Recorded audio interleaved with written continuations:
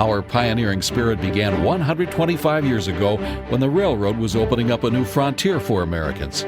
At that time, the only places to shop were small general stores with high prices and a limited selection of items. Richard Sears and Sebastian Kresge imagined more for their customers. Sears imagined more for the farmer. The Sears catalog was unprecedented in its vast assortment and affordable prices.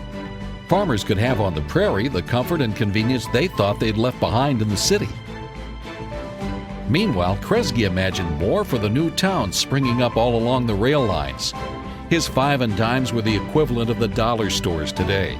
In 1925, Sears began opening retail stores, an entirely new concept for America's leading catalog merchant.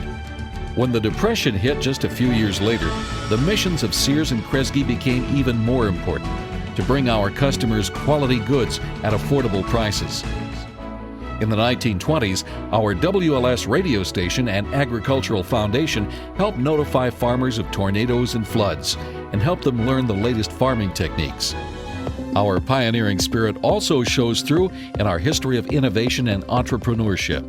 With each new era, we have created brands and businesses that connect with America and bring new value to our customers. To serve the changing needs of our customers, we have continually reimagined what's possible and reinvented ourselves to make it a reality. It is this pioneering spirit that defines where we have been, who we are, and where we are going, helping our customers live better lives in new frontiers, just as we've always done for over 125 years.